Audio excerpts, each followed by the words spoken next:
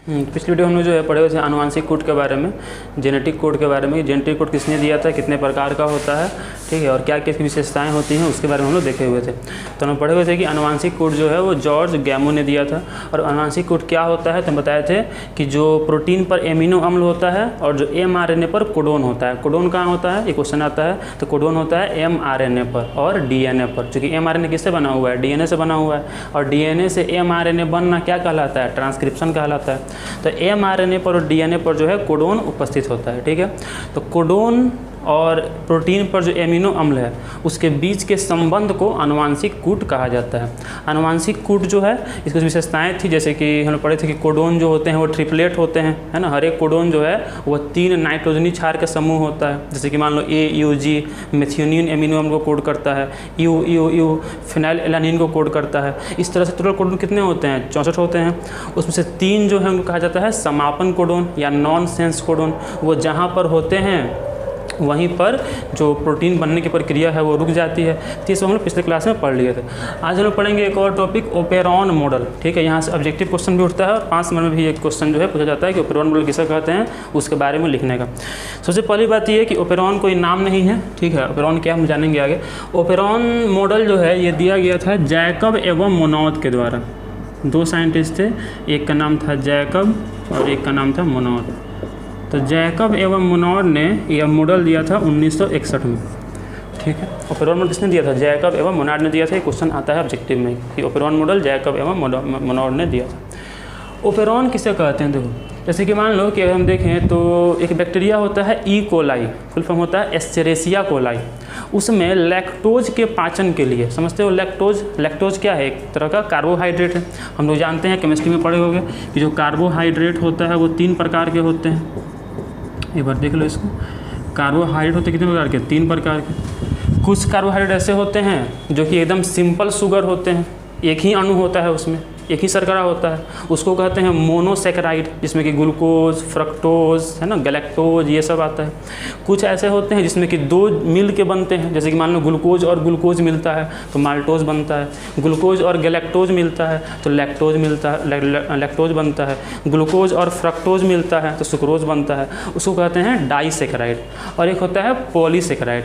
मतलब हम कह सकते हैं कि कार्बोहाइड्रेट होता है कितने प्रकार का, 3 प्रकार का। कौन कौन, एक होता है पॉलीसेकेराइड, एक कौन होता है पॉलीसेकेराइड, एक होता है डाइसेकेराइड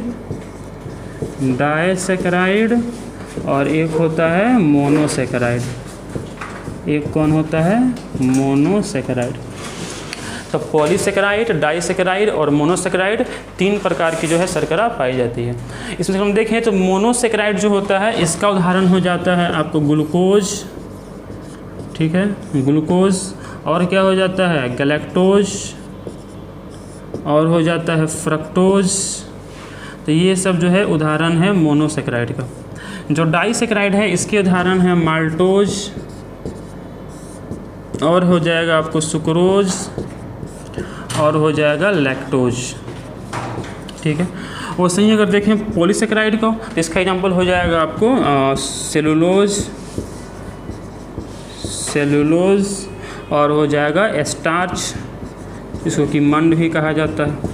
तो ये सब हो गए कार्बोहाइड्रेट के प्रकार। कौन कौन हुआ, पॉलीसेकेराइड, डाइसेकेराइड और कौन हुआ, मोनोसेकेराइड, ठीक है। तो उसी में से जो लैक्टोज जो होता है इकोलाई में, तो इकोलाई में लैक्टोज के पाचन के लिए 3 एंजाइम की आवश्यकता होती है। कितनी आवश्यकता होती है, 3 एंजाइम की। एक होता है बीटा गैलेक्टोसाइडेज, परमिएज और ट्रांस एसिटाइलेज। तो 3 एंजाइम की आवश्यकता होती है। अब देखो हर एक एंजाइम क्या होता है, हर एक एंजाइम एक प्रोटीन होता है। पता होना चाहिए कि प्रोटीन होते हैं 2 प्रकार के, एक होते हैं रेशेदार प्रोटीन और एक होते हैं ग्लोबुलर प्रोटीन। एक कौन होता है, रेशेदार प्रोटीन, और एक कौन होता है, ग्लोबुलर प्रोटीन। जो ग्लोबुलर प्रोटीन होता है उसी से मिलकर बना होता है। मतलब जितने भी केमिकल्स हैं, जितने भी न्यूरोट्रांसमीटर है, एंजाइम है, जितना भी केमिकल बॉडी में है, वो सब बना होता है किसका, ग्लोबुलर प्रोटीन का। तो वैसे ही जो एंजाइम होते हैं वो बने होते हैं, बोल सकते हैं आप कि सभी एंजाइम प्रोटीन हैं लेकिन सभी प्रोटीन एंजाइम नहीं है। जितने भी एंजाइम हैं वो सब बने हुए हैं किसके? प्रोटीन के, लेकिन सभी प्रोटीन एंजाइम नहीं होते हैं। तो वैसे ही जो लैक्टोज होता है कहाँ पर? ई कोलाई में, उसको पाचन के लिए 3 एंजाइम की आवश्यकता होती है। और ये जो तीनों एंजाइम है, तीनों एंजाइम मतलब प्रोटीन है, तो तीनों प्रोटीन के लिए अलग अलग जीन होगा। मतलब कह सकते हैं कि अलग अलग डीएनए से जो एमआरएनए पर जीन आएगा, और हर एक जीन क्या करता है? एक प्रोटीन बनाता है। हर एक जीन क्या करता है? एक प्रोटीन बनाता है ना। हर एक जीन में जो नाइट्रोजन क्षार का क्रम होता है, उस क्रम में एमिनो अम्ल जुड़ते हैं और प्रोटीन बनता है। ठीक है, मतलब कि 3 एंजाइम है मतलब 3 प्रोटीन है, 3 प्रोटीन है मतलब 3 जीन है ना। तो मान लो कि अगर डीएनए से एमआरएनए पर एक ही जीन आए और 2 जीन नहीं आए, तो क्या लैक्टोज का पाचन हो पाएगा? नहीं हो पाएगा, क्योंकि लैक्टोज के पाचन के लिए कितने एंजाइम चाहिए? 3 एंजाइम चाहिए। और अगर 3 एंजाइम चाहिए और उसमें से एक ही एंजाइम अगर आए तो लैक्टोज का पाचन नहीं हो पाएगा। तो इसलिए क्या होता है कि तीनों जीन को एक साथ आना पड़ता है। तीनों जो जीन हैं डीएनए पर, उसको एक साथ आना पड़ता है एमआरएनए पर, और फिर एमआरएनए से एक साथ उनका एंजाइम बनता है, अथवा वो तीनों आपस में मिलकर क्या करते हैं? लैक्टोज का पाचन करने का काम करते हैं। तो यहाँ पर क्या है कि देखो, तीनों जीन को साथ में आना पड़ेगा। तो ये जो 3 ऐसे जीन का समूह है जो एक ही साथ डीएनए से एमआरएनए पर आता है, अथवा एक ही साथ प्रोटीन बनाने का काम करता है, उन्हीं समूह को, जीन के उस समूह को ओपेरॉन कहा जाता है। जीन के उस समूह को क्या कहा जाता है? ओपेरॉन। तो ओपेरॉन क्या है? जीन का वह समूह जो एक साथ डीएनए से एमआरएनए पर आता है और एक साथ जो ट्रांसलेशन करता है, प्रोटीन बनाने का कार्य करता है, उस समूह को क्या कहते हैं? ओपेरॉन कहते हैं। ठीक है, अब इस बारे में लोग पढ़ेंगे। फर्स्ट समझते तो ओपेरॉन के बारे में तो अब विस्तार से समझते हैं। देखो, ओपेरॉन जो होता है, पहले क्या होता है लिख लो। ओपेरॉन क्या होता है? लिखना बोल रहे हैं, लिखो बोल रहे हैं।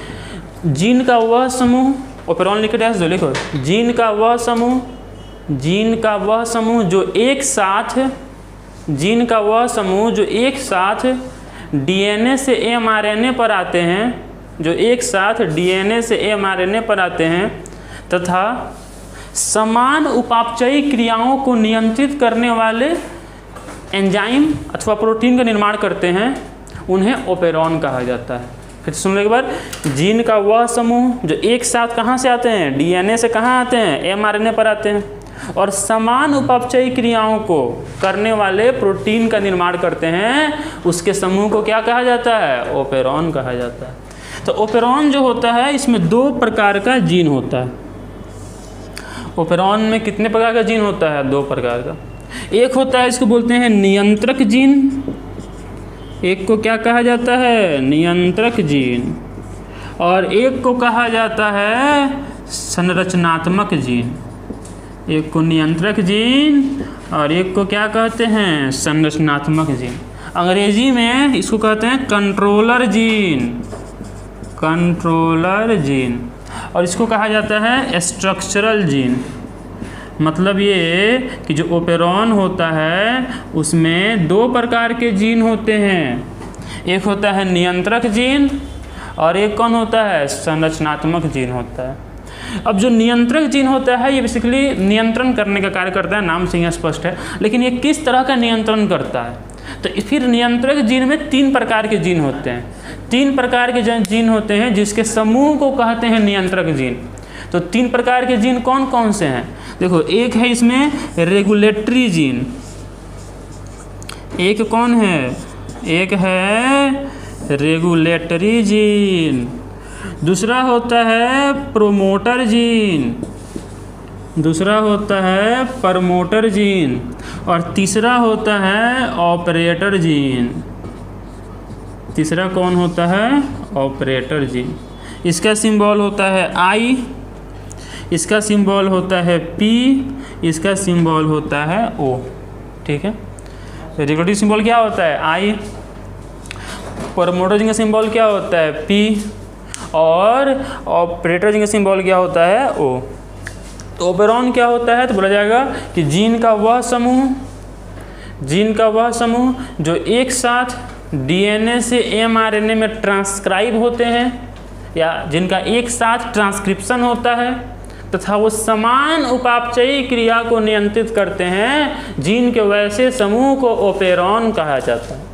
ओपेरॉन में कितने तरह के जीन आते हैं? 2 तरह के जीन आते हैं। कौन कौन? एक आता है नियंत्रक जीन और एक आता है संरचनात्मक जीन। नियंत्रक जीन जो होता है इसमें फिर 3 प्रकार के जीन होते हैं। रेगुलेटरी जीन होता है, प्रमोटर जीन होता है, ऑपरेटर जीन होता है। ठीक है। और दूसरा कौन होता है? संरचनात्मक जीन तो होता ही। देखो तीनों जीन का काम क्या है, मतलब कि रेगुलेटरी जीन क्या करता है, प्रमोटर जीन क्या करता है, ऑपरेटर जीन क्या करता है। तो जो रेगुलेटरी जीन है ये बेसिकली एक प्रोटीन बनाता है जिस प्रोटीन को बोलते हैं रिप्रेसर प्रोटीन। क्या बोलते हैं इसको? Repressor protein. Repressor protein. और ये जो रिप्रेसर प्रोटीन है जो कहाँ से बना है? रेगुलेटरी जीन से बना है। वो रिप्रेसर प्रोटीन जाकर ऑपरेटर जीन से जुड़ जाता है। देखो ये कुछ अभी आगे हम बनाएंगे इसका फिगर, एक एग्जांपल देंगे, बताएंगे उसमें। अभी लिख लो, लिख रहे हैं पहले रेगुलेटरी जीन, इधर पहले लिख लिए, वीडियो को पॉज करके पहले लिखो। ये ओपेरॉन 2 तरह के होते हैं, एक होता है नियंत्रक जीन, एक होता है संरचनात्मक जीन। ऑपरेटर जो नियंत्रक जीन है वो फिर 3 प्रकार का होता है। रेगुलेटरी जीन होता है, प्रमोटर जीन होता है, ऑपरेटर जीन होता है। इसका सिंबल क्या होता है? आई। इसका सिंबल क्या होता है? पी। और उसका क्या होता है? ओ। ठीक है। लिख रहे हैं ना रेगुलेटरी जीन, लिखना ये जीन रिप्रेसर प्रोटीन का निर्माण करते हैं। ये जीन रिप्रेसर प्रोटीन का निर्माण करते हैं जो ऑपरेटर जीन से जुड़कर प्रोटीन बनने की प्रक्रिया को शुरू अथवा अंत करा सकता है। देखो 2 तरह का इसमें ओपेरॉन होता है। एक होता है जो शुरू करवाता है, बोले लैक्टोज का पाचन करवाता है, मतलब शुरू करवा रहा है, पाचन शुरू करवा रहा है। और दूसरा कुछ प्रोटीन ऐसा होता है, कुछ ऐसा मतलब कि ओपेरॉन होते हैं जो कि इस चीज़ को रोक देते हैं।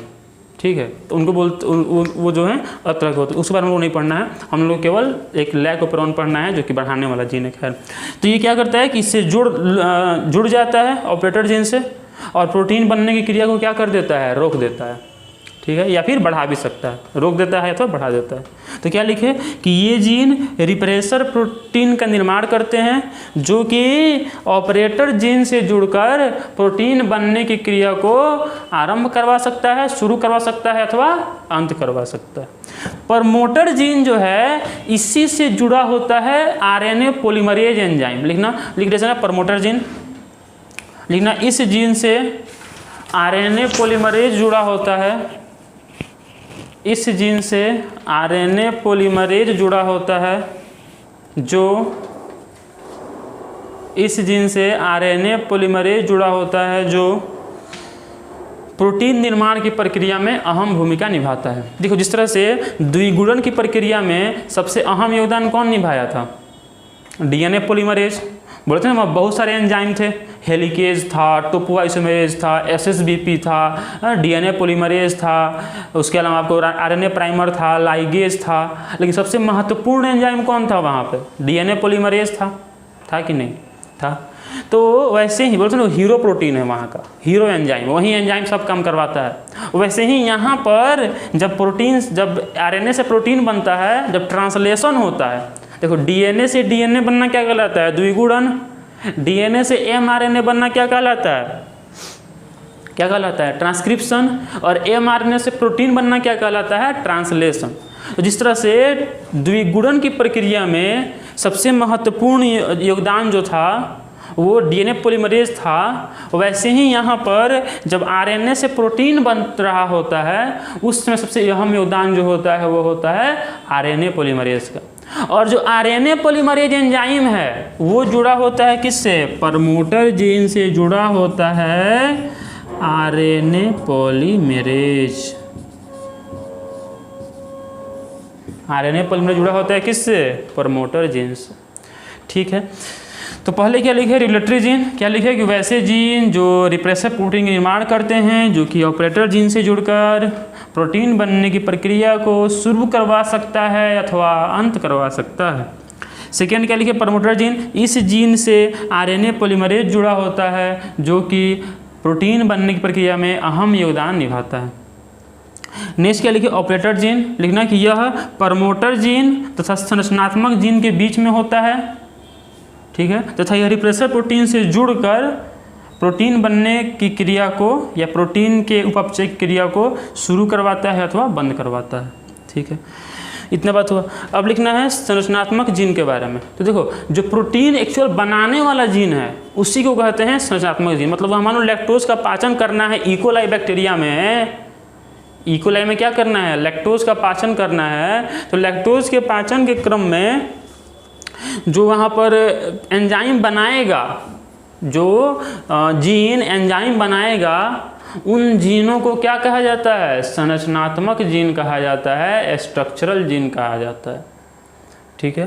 तो संरचनात्मक जीन क्या करता है, प्रोटीन बनाता है, हालांकि प्रोटीन ही तो एंजाइम है, तो एंजाइम बनाता है जो कि यहाँ पर लैक्टोज पसंद करते हैं। तो क्या लिखोगे, वैसे जीन जो प्रोटीन का निर्माण करते हैं उन्हें संरचनात्मक जीन कहा जाता है। वैसे जीन जो प्रोटीन का निर्माण करते हैं उन्हें क्या कहा जाता है, संरचनात्मक जीन कहा जाता है। लिख लिया, ठीक है, सब लिख लिया, इसको वीडियो पॉज कर लिख लेना इसको होगा, ठीक है। चलो इसमें आगे हम लोग पढ़ेंगे एक इम्पोर्टेंट टॉपिक, इसमें एक है जिसको कि बोला जाता है लैक ओपेरॉन। इसका एक उदाहरण है लैक ओपेरॉन। ओपेरॉन मॉडल का एक बढ़िया उदाहरण है लैक ओपेरॉन। अभी क्या क्या देखें कि ओपेरॉन क्या है, तो ओपेरॉन जीनों का वह समूह है जो एक साथ डीएनए से एमआरएनए में आते हैं तथा एक साथ प्रोटीन बनाने का काम करते हैं, उन्हें ओपेरॉन कहा जाता है। ओपेरॉन मॉडल किसने दिया था, जैकब एवं मोनॉड ने दिया था, ठीक है।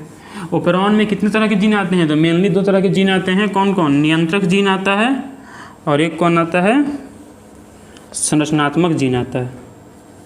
नियंत्रक जीन और संरचनात्मक जीन। जो नियंत्रक जीन होते हैं वो फिर 3 तरह के होते हैं, रेगुलेटरी जीन होता है, प्रमोटर जीन होता है और ऑपरेटर जीन होता है, ठीक है। तो अगला इसी में एक उदाहरण है, बहुत बढ़िया उदाहरण है इसका, लैक ओपेरॉन। अच्छा देखो ओपेरॉन मॉडल कैसा मॉडल है, तो ये एक जीन नियंत्रक संबंधी मॉडल है। लिख लेना इस बात को कि ये आया हुआ क्वेश्चन है कि कौन सा मॉडल जीन नियंत्रक संबंधी मॉडल है, तो ओपेरॉन मॉडल ये क्या बता रहा है कि कौन सा जीन किस चीज़ को नियंत्रित करता है या जीन कैसे नियंत्रित होता है, इस बात को बता रहा है। लिखना कि ओपेरॉन मॉडल एक जीन नियंत्रक मॉडल है, ठीक है, जीन नियंत्रण का मॉडल है। तो लैक ओपेरॉन, देखो लैक ओपेरॉन में लैक का क्या मतलब है, तो लैक का मतलब है लैक्टोज। लैक का क्या मतलब है, लैक्टोज। लैक्टोज क्या होता है, डाइसेक्राइड, जो किसमें पाया जाता है, इकोलाई बैक्टीरिया में पाया जाता है, एस्चेरेसिया कोलाई बैक्टीरिया में पाया जाता है लैक्टोज, ठीक है। अब लैक्टोज का जो पाचन करना होता है, अब देखो लैक ओपेरॉन यहाँ बना रहे हैं हम, लैक ओपेरॉन, ये होता है लैक ओपेरॉन, ठीक है। ओपेरॉन क्या है, तो जो एक साथ डीएनए से एमआरएनए में आते हैं उन्हें ही क्या कहा जाता है, ओपेरॉन कहा जाता है, ठीक है। जैसे कि बताया था कि लैक्टोज के पाचन के लिए कितने एंजाइम चाहिए होते हैं, 3 एंजाइम। कौन कौन, बीटा गैलेक्टोसाइडेज, परमिएज और ट्रांस एसिटाइलेज। तो यहाँ पर देखो 3 एंजाइम चाहिए, एक है बीटा ग्लैक्टोसाइडेज, इसको बनाने वाला जो जीन इसको बोलते हैं लैक जेड। बताया था ना कि ओपेरॉन में 2 तरह के जीन होते हैं, एक तो होता है नियंत्रक जीन जिसमें आता है रेगुलेटरी जीन, प्रमोटर जीन और ऑपरेटर जीन।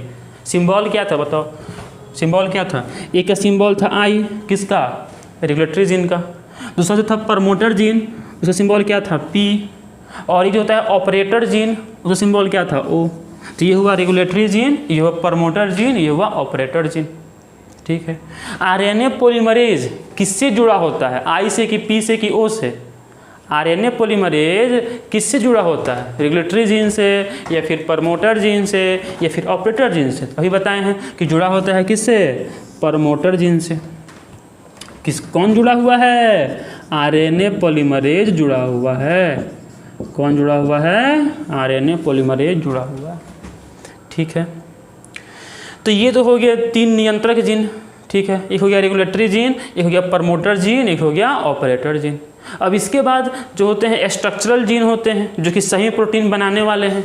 अब वो जीन कौन कौन है? तो लैक प्रोन केस में एक होता है लैक जेड, एक होता है लैक वाई, एक होता है लैक ए। एक कौन होता है? Lac Z, lac Y, lac A. जो लैक जेड है, देखो तीनों जीन का नाम है, ये तीनों क्या है? जीन है। कौन सा जीन है? ये तीनों कौन सा जीन है? तीनों है संरचनात्मक जीन। ये तीनों कौन सा जीन है? तीनों है संरचनात्मक जीन, जो निर्माण करता है किस चीज़ का? एंजाइम का, है ना। अब वही एंजाइम अब क्या करेगा? लैक्टोज को पचाएगा, लैक्टोज को तोड़ेगा।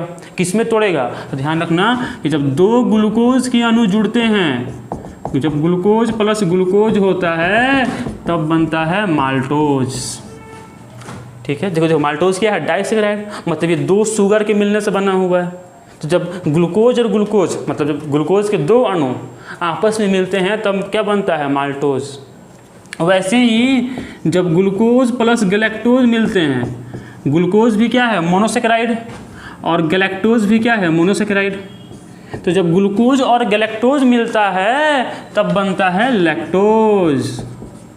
तब क्या बनता है? लैक्टोज। और जब ग्लूकोज प्लस फ्रक्टोज मिलता है, जब ग्लूकोज प्लस फ्रक्टोज मिलता है तब बनता है सुक्रोज। तो ये तीनों के तीनों क्या है? डाइसैकराइड। देखो मोनो मतलब क्या होता है? एक, डाई मतलब क्या होता है? दो, अब पोली मतलब क्या होता है? अनेक। जब एक ही शुगर का अणु है, एक ही शर्करा का अणु है, देखो मोनो मतलब एक और सैकराइड मतलब शर्करा। वैसे ही डाई मतलब दो, सैकराइड मतलब शर्करा, पोली मतलब अनेक, सैकराइड मतलब शर्करा। जब एक ही शर्करा का अणु है तब क्या कहते हैं? मोनोसैकराइड। जब दो होता है तो डाइसैकराइड। दो कौन कौन होता है? तो ग्लूकोज ग्लूकोज जुड़ेगा तो माल्टोज, गैलेक्टोज ग्लूकोज जुड़ेगा तो लैक्टोज, और फ्रक्टोज ग्लूकोज भी जुड़ेगा तो लैक्टोज बनेगा। ठीक है, सॉरी, फ्रक्टोज और ग्लूकोज जुड़ेगा तो सुक्रोज बनेगा, गैलेक्टोज और ग्लूकोज जुड़ेगा तो लैक्टोज बनेगा। तो अब क्या करना है? लैक्टोज को तोड़ना है। किसमें? इकोलाई में। और लैक्टोज को तोड़ने के लिए, लैक्टोज का उपापचय करने के लिए कितने एंजाइम की आवश्यकता होती है? 3 एंजाइम की। अब तीनों में से बताओ कि एक एक करके पहुँचे, अगर पहले एक पहुँचे, फिर एक आए, दो नहीं आए, या दोनों तीनों में से कोई एक आए, दो नहीं है, फिर दो आए, कोई एक नहीं आए, तो क्या पाचन हो पाएगा? नहीं हो पाएगा। अगर लैक्टोज का पाचन करना है तो तीनों एंजाइम को एक साथ आना पड़ेगा, मतलब तीनों जीन को एक साथ बनाना पड़ेगा प्रोटीन, मतलब तीनों जीन को डीएनए से एमआरएनए में एक साथ आना पड़ेगा। अगर एक भी छूटा तो लैक्टोज का पाचन नहीं हो पाएगा। तो वही जो 3 जीन हैं जिनको एक साथ आना पड़ रहा है, या जो भी ऐसे जीन होते हैं जिनको एक साथ डीएनए से एमआरएनए में आना पड़ता है और जो एक साथ प्रोटीन बनाने का काम करते हैं, उन्हें ही क्या कहा जाता है? ओपेरॉन कहा जाता है। ठीक है, तो वैसे ही लैक्टोज बचाने के लिए जो 3 एंजाइम है, वो 3 एंजाइम 3 अलग अलग जीन से बनता है। Lac Z, lac Y, lac A. जो लैक जेड है ये बनाता है बीटा गैलेक्टोसाइडेज। लैक जेड क्या बनाता है? Beta galactosidase. ठीक है, जो लैक वाई है ये बनाता है परमिएज। लैक वाई क्या बनाता है? परमिएज। और जो लैक ए है ये बनाता है ट्रांस एसिटाइलेज। ये क्या बनाता है? Transacetylase. ये तीनों के तीनों जो है एंजाइम का नाम है, जो एक साथ मिलकर लैक्टोज का पाचन करते हैं। ठीक है, तो ये तीनों कौन से एंजाइम हुए हैं? इस तीनों कौन से जीन हुए? संरचनात्मक जीन हुए, क्योंकि जो जीन प्रोटीन बनाते हैं उन जीन को क्या कहा जाता है? संरचनात्मक जीन या स्ट्रक्चरल जीन कहा जाता है। अब देखो इसमें कैसे बनेगा, तो क्या होता है कि हम बोले थे कि जो ये रेगुलेटरी जीन है ये एक प्रोटीन बनाता है, इसको बोलते हैं रिप्रेसर प्रोटीन। और जो रिप्रेसर प्रोटीन है वो आके जुड़ जाता है ऑपरेटर जीन से, जिसके कारण आरएनए पॉलीमरेज आगे नहीं बढ़ पाता है। और जब ये आगे नहीं बढ़ेगा, जब इससे होकर पास नहीं करेगा तो ट्रांसक्रिप्शन नहीं हो पाएगा या फिर ट्रांसलेशन नहीं हो पाएगा, मतलब कि तीनों जीन प्रोटीन नहीं बना पाएंगे। ये तीनों जीन प्रोटीन कब बनाएंगे? जब इनके ऊपर से आरएनए पॉलीमरेज होकर जाएगा। किस तरह? डीएनए द्विगुणन में एक डीएनए कब बना था? जब उनके ऊपर से डीएनए पॉलीमरेज होकर गुजरा था। डीएनए पॉलीमरेज, यहाँ पर कौन है? RNA polymerase. जब आरएनए पॉलीमरेज इनके ऊपर से होकर गुजरेगा तब ये जो तीनों जीन हैं ये प्रोटीन का निर्माण करेंगे, मतलब एंजाइम का निर्माण करेंगे, और फिर ये तीनों एंजाइम जो है लैक्टोज का पाचन करने का काम करेगा। लेकिन रास्ता कौन रोके हुए है? ये प्रोटीन, कौन प्रोटीन है ये? रिप्रेसर प्रोटीन, जो कहाँ से बन के आया है? रेगुलेटरी जीन से, ठीक है, और जुड़ा हुआ है किससे? ऑपरेटर जीन से। रास्ता जोड़ा, ये रास्ता रोक के रखा है आरएनए पॉलीमरेज का। मान लो जैसे रेल का लाइन है और ट्रेन को जाना है, रास्ते में कोई पत्थर रख दो अगर, खूब बड़ा पत्थर, तो क्या रेल जा पाएगा उस पटरी से? नहीं जा पाएगा। वैसे ही ये मान लो रेल का पटरी है, इसके ऊपर से आरएनए पॉलीमरेज को जाना है, अब बीच में ऑब्स्टेकल है, बीच में जो अवरोध है बन के खड़ा है, कौन? Repressor protein. इसलिए जो आरएनए पॉलीमरेज उधर नहीं जा पा रहा है। अब होगा क्या कि जैसे ही लैक्टोज आएगा, जैसे ही मतलब इकोलाई के पास क्या आएगा? लैक्टोज आएगा, तो लैक्टोज आकर इस रिप्रेसर प्रोटीन से जुड़ जाएगा, ठीक है। और जुड़ने के बाद इसको वो डिस्टॉर्ट कर देगा, मतलब उसको वो विकृत कर देगा और इसको यहाँ से हटा देगा, विकृत करके इसको यहाँ से ले जाएगा अपने साथ। कौन? लैक्टोज। मतलब लैक्टोज खुद अपने पाचन का काम कर रहा है।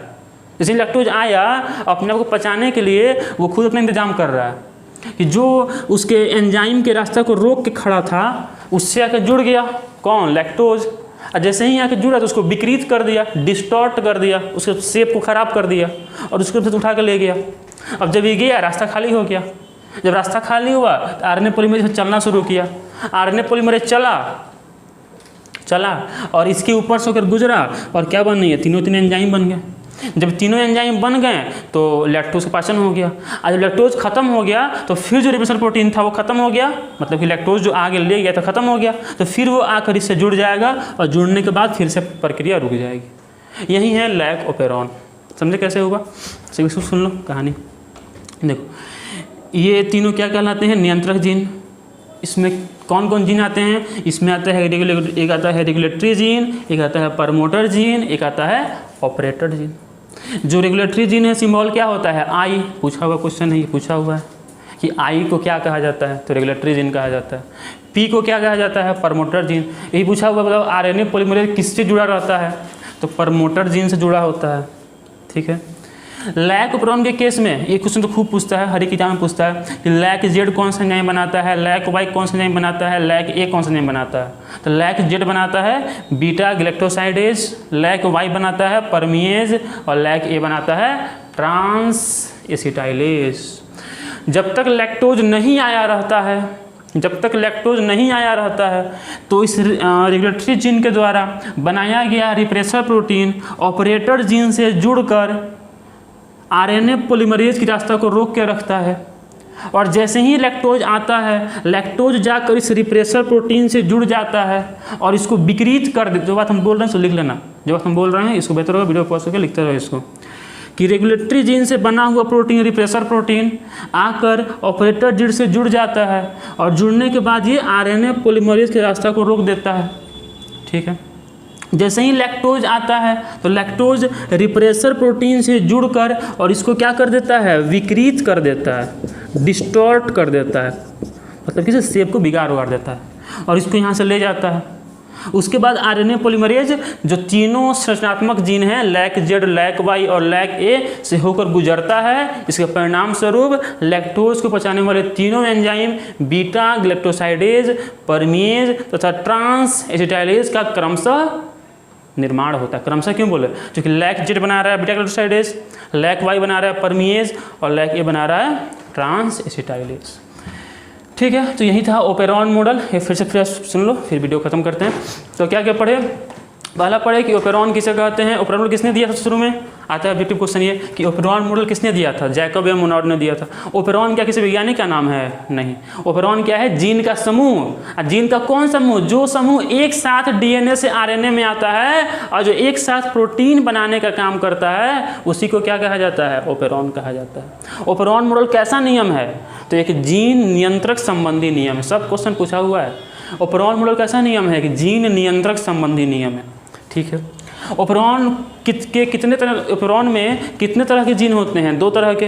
एक होता है नियंत्रक जीन, एक होता है संरचनात्मक जीन। नियंत्रक जीन में कितने जीन होते हैं? अभी लिखवाए हैं 3 तरह के, regulatory gene, promoter gene, operator gene, ठीक है। रेगुलेटरी जीन प्रोटीन बनाता है जो कि ऑपरेटर जीन से जुड़कर आरएनए पॉलीमरेज की रास्ता को रोकता है।